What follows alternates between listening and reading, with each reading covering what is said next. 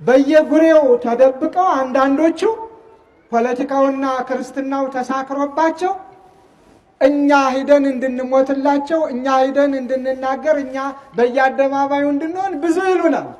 ኑና አብረን እንሂድ። ወንድ እኔ ፊት ለፊት እመራለሁ። የትኛውም ቦታ ወንድ ይሆን ከየትኛውም ቦታ ያለ ወሬውን ተወውና ና፣ ባሻጋሪ መወንጨፉን ተወውና ና። ሰማለሁ አንዳንዱ ጸርቅ ባይ ይነግሩኛል። አባ አብርሃም ምናምን ወደድክም ጠላህም አባ አብርሃም ያለው አገሩ ላይ ነው። ቢናገርም አገሩ ላይ ነው። ለዛውም በሚፈለገው ፊት ነው። እንዳንተ ተደብቄ አላዋራም፣ ተሸሽጌም አላዋራም፣ ደሞም አልሸሽም። ብቅ እያለ አንዳንድ ጊዜ እንዲህ ይላል ብቅ እያልኩ እላለሁ ነገም ዛሬም። ስላንተም ንገረኝ ካልክ እነግርሃለሁ። ስለማይጠቅም ነው። ክርስትና እሰጥ አገባ ስላልሆነ ነው። ክርስትና ከባት ያበሳነትን እንጂ የወንድምን ኃጢአት ማውረዱ መዘልዘሉ ጥላቻ ስለማይመክረን ነው። ስለዚህ ክርስትና ከሆነ ክርስትና ነው። የሰማዕታቱ ሞት ያሳዘነ፣ የሰማዕታቱ ግፍ መቀበል ያሳዘነ ያስጨነቀ ናና በእኔ መሪነት ከተፈለገው ቦታ ሄደን እኛም ሰማዕትነት አይለፈን ብለን የመጨረሻውን ጽዋ ተቀዳጅተን እንሂድ። እኛ ጠቅላይ ቤተ ክህነት ነው አሁን ዓመት ሲሞላ ብር የሚቀበል። ስለዚህ ጠቅላይ ቤተ ክህነት ብቻ እናተኩር። አሁን በምንለው መንገድ ራሱ የግሪክ ኦርቶዶክስ ራሷን ባደነች መንገድ እኛ ራሳችን ማደን አለብን እንጂ አሁን እኮ በነገራችን ላይ ጳጳሳት እንላለን እንጂ ጳጳሳት ቢያወግዙ ምን ይመጣል? ምን ሊሰማን? ግድያው ሊቆም አይችሁ። ዘላቂ መፍትሄ አይደለም። ተቋማዊ የሆነ ድምፅ አለን ለማለት ያክል እንጂ እኮ ስለሚቆም አይደለም። እስኪ ሲኖዶስ ሲሰብሰብና ነገ እስኪ ያውግዘው። ነገ የአርሲ ግድያ አይቀጥልም። ታችሁ ከማውገዝ መዝለል አለበት ነው ጉዳዩ። ቅዱስ ነው ስለተናገረ የሚቆም አይደለም። ይሄ መናገር የሚያስቆመው ሳይሆን ድርጊት የሚያስቆመው ነው። ይሄ ምንድነው? ካሜራ ሰው ሲቀረጽ የሚባለው ሬዲ ምናምን ተብሎ አክሽን እንደሚለው ማለት በቃ ሬዲ የኛ አልፏል። አየነው። ምንም ነገር የምንዘጋጅ ሰዎች አይደለንም።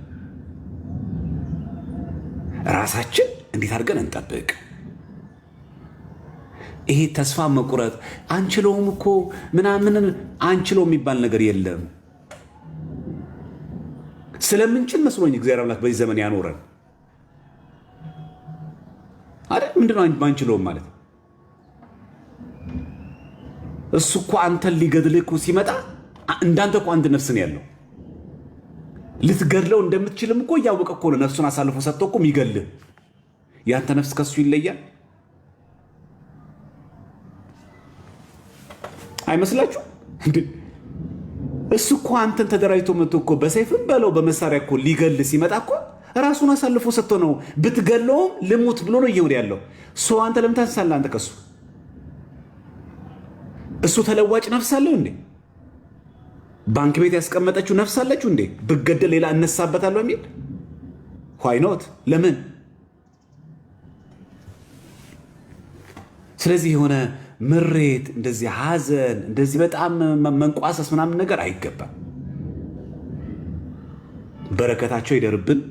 የሞቱ ሰዎች እውቅና ያስፈልጋቸዋል። የቅድስና እውቅና በስንክሳር መዘገብ አለባቸው። ስንክሳር በቤተክርስቲያናችን ተአምረ ማርያም ስንክሳር ኦፕን ቡክ ነው የሚባሉት። ምን ማለት ነው? የድንግል ማርያም ተአምር ያደረገችው ነገር አማናዊ ሆኖ የተገኘውን በሙሉ ቅዱስ ሲኖዶስ ሲያረጋግጥ ተአምረ ማርያም እንዲጨምር ያደርጋል። ከቶ የድንግል ማርያም ተአምር በቃ እዚህ ጋር ነው፣ ከዚህ በኋላ ድንግል ማርያም ተአምር አታደርግም አይባልማ፣ ይጻፋል ማለት ነው። ስንክሳርም እንደዛው ክፍት ነው።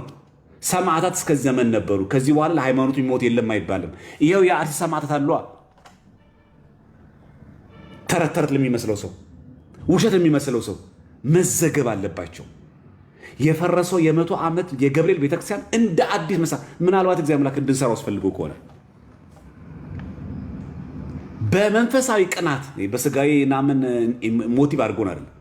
በመንፈሳዊ ቅናት ያ የፈረሰው ቤተክርስቲያን ተሰርቶ ያ በቪዲዮ ያየነው ተንጠልጥሎ በሰው እጅ ሄደው መንበርና ታቦት ወደ መንበር ክብሩ ለምን እንዲመለስ አናደርግም? በቃ አክሽን ነው የሚያስፈልገው እንጂ ዝም ብሎ ድረሱላቸው አስቆሙት ማስቆም ብቻ አይደለም። የተቃጠሉ ቤተክርስቲያንስ፣ የሞቱትስ፣ የተፈናቀሉትስ? የተፈናቀሉት የት ነው እያደሩ ያሉት? እስቲ አስቡት እስቲ እናንተ።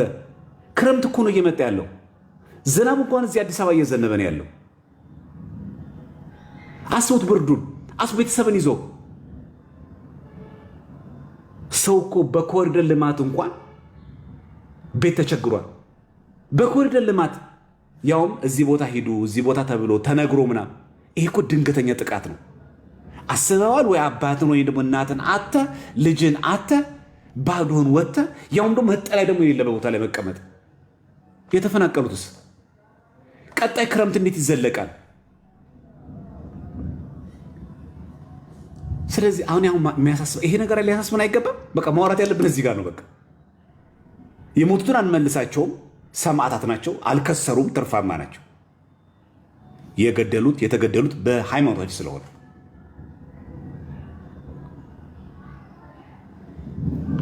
ያ የጠፋብንን ነገር ግን መተካት አለብን።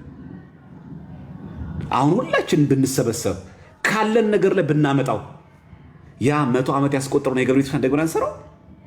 እኚህ የተፈናቀሉ ሰዎች አይጽናኑም ሲመለሱ? ቤትስ እንሰራላቸው? ምን ችግር አለ? ስንት ነገር ገንዘብ ይዋጣ የለን? በነገራችን ቤተክርስቲያን ስርዓትም ራሱ ሰማዕታትን መጎብኘት ግዴታችን ነው።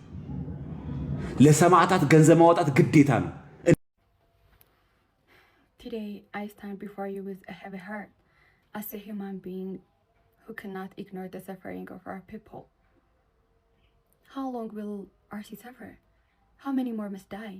How many more churches must burn? I refuse to stay silent.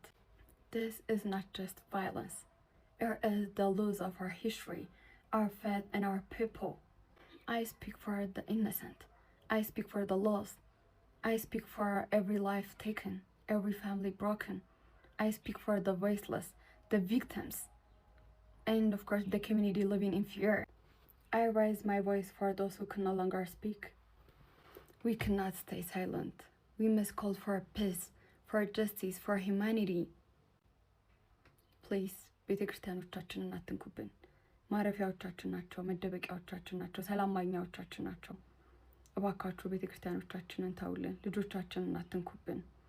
Let Ethiopia help, please. እንዴት ናችሁ? Unfortunately today is not such a beautiful day. ምክንያቱም በተለያዩ ዜናዎች ላይ የምንሰማው በተለይ በኦርቶዶክስ እምነት ተከታዮች በአርሲ አካባቢ የተፈጠረው ነገር ትንሽ ስሜትን የሚረብሽ ሆኖ አግኝቼዋለሁና እዛ ላይ የተወሰነ መልእክት ማስተላለፍ እንዳለብኝ ጥያቄንም ማቅረብ እንዳለብኝ ስለተሰማኝ ነው ወደዚህ የመጣሁትኝ። ጥያቄም ደግሞ ቀጥታ የህዝብን ደህንነት ለሚመለከተው የመንግስት አካል ነው። ዛሬ ሲላ አልተደጋገመም ወይ ይሄ ዜና የምንሰማው ነገር? ዛጋ ግምገማችሁ እንዴት ነው? ሴኩሪቲ ላይ ማን ነው ሪስፖንሲቢሊቲውን የሚወስደው? እኔ በሌላኛው መልኬ አርሲ ከአንድም ሁለቴ ሄጃለሁ። አርሲ ወገኑን የአርሲ ህዝብ ወገኑን የሚወድ ነው። እኛን ተቀብሎ በጣም የሚያምር ጊዜ እናሳልፍ ጥሩ ሜሞሪ ይዘን እንድንመለስ ያደረገ ነውና እኔ ስለ አርሲ ሳስብ ሁሉ ጊዜ ደስ የሚል ስሜት ነው። እና አሁን ካለው ዜና ጋር እንዴት አድርጌ እንደማስታርቀው ግራ ነው የገባኝ። እዛ እኔ ያለኝ እንትንና አሁን ያለው ይሄንን ስም እንዲፈጠር እያደረገ ያለው ማን ነው? ሪስፖንሲቢሊቲውን የሚወስደው ማን ነው? አልተደጋገመም ወይ? እዛ ጋር የህዝብን ደህንነት የምታስጠብቁ ሰዎች እንዴት ነው ያለው ነገር? ግምገማችሁ ምንድነው የሚለው ተደጋግሞ የሚጠይቀኝ ነገር ነውና እዛ ላይ እኔም እንደ አንድ ዜጋ ጠይቃለሁ። ማን ነው ይሄንን የሚመለከተው? እዚህ ላይ ስራ አይፈልግም ወይ? በተለይ እንደ አንድ ኦርቶዶክስ እምነት ተከታይ ጽላቱን ምኑን ይዘው ሲሄዱ ስታዩት በጣም ልብን ይሰብራልና ምንድነው እዛ ጋር መፍትሄው? እዛ ላይ መልስ እንፈልጋለን። ተደጋገመ። እኔ የማቀው አርሲ እንደዚህ አይደለም። በጣም ጥሩ ጊዜ ያሳለፍኩበት ደጋግሜ ለመሄድ የምመኘው አይነት አካባቢ ነው። ህዝቡም ደስ የሚል ነውና ካሁን ካለው ዜና ጋር አልሄድ አለኝና ማን ነው ይሄንን ነገር እንዲህ አይነት ነገር እንዲፈጠር የሚያደርገው? በጣም ተደጋግሞ የሚመጣ ነው እንጂ እኛ አርቲስቶች ነን እንደምታውቁት፣ ስራችንን ለወራት ተዘጋጅተን ማቅረብ ነው ለኛ እንደ ስራ ነው። ሁላችሁም ስራ እንዳላችሁ ሁሉ ለኛም ስራችን ነው። ግን ደግሞ እንደዚህ የህዝብ ነገር ደግሞ ሲመጣ ጥያቄም ሲኖረን ደግሞ እናቀርባለንና እንደው የዚህ ነገር ላይ በትኩረት ቢታይ በጣም ከሚፈልጉ ሰዎች አንዱ ነኝ። በጣም ትኩረት ሊሰጠው ይገባል ብዬ አስባለሁ።